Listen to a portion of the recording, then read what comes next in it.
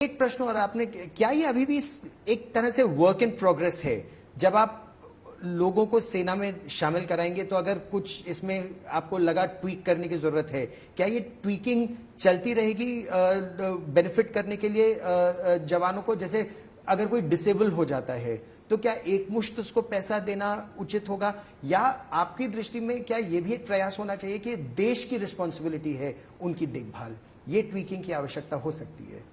तो मैं इसके जो डिटेल्स है उसमें जाना नहीं चाहूँगा स्पेसिफिकली। आपने 2-3 मुद्दे उठाए उसके बारे में, बट मैं इतना ये कहना चाहूँगा कि ये स्कीम एलैबोरेट डिटेल कंसल्टेशंस के फलस्वरूप या पश्चात हमने इसकी फ्रेमवर्क या रूपरेखा बनाई है। एज वी गो फॉरवर्ड, जैसे हम आगे बढ़ेंगे स्कीम को इम्प्लीमेंटेशन के बाद, we will bring about positive changes, या हम इसमें सकारात्मक बदलाव जरूर ला सकते हैं, and that is a open issue.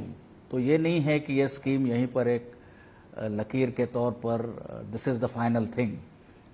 तो ये मेरा इस पर जो युवा आज सड़कों पर हैं, जो विरोध प्रदर्शन कर रहे हैं, जो आगजनी तोड़फोड़ कर रहे हैं, उनको आप क्या कहेंगे? इनके लिए मेरी एक ही राय या एक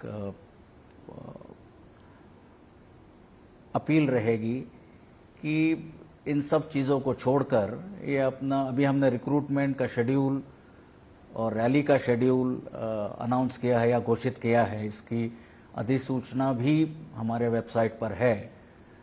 तो मेरी उनसे ये गुजारिश रहेगी कि ये सब छोड़कर ये इस काम में कंसंट्रेट करे कि किस तरह से अपने आप को फिजिकली और रिटर्न एग्जाम के लिए किस तरह से आपको तैयार करे, एंड फोकस ऑन दिस।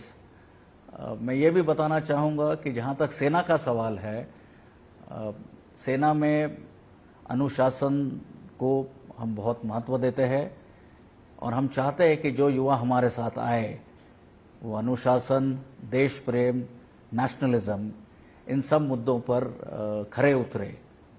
तो इस तरह से हम युवाओं को चाहेंगे कि they focus on these issues, and ना कि किसी और बहकावे में आकर indulge in certain other activities. तो कोई युवाओं को बहका रहा है, बहकावे में ये सब हो रहा है, आप क्या ये साफ तौर पर कह रहे हैं कि no roll back, no stopping Agniveer scheme, no stopping Agnipath, क्या ये तय है? नहीं, इसका तो कोई प्रश्न नहीं है। ये स्कीम बहुत डिटेल डेलिब्रेशंस के पश्चात अपनाई गई है, तो इसमें रोल बैक, और कल परसों भी हमारे रिप्रेजेंटेटिव्स ने यह कहा है, इसका कोई सवाल नहीं है।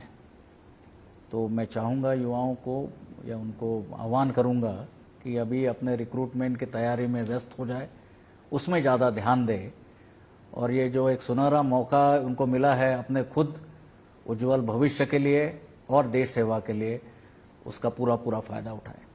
सर, आज तक से बात करने के लिए बहुत बहुत धन्यवाद। धन्यवाद गौरव।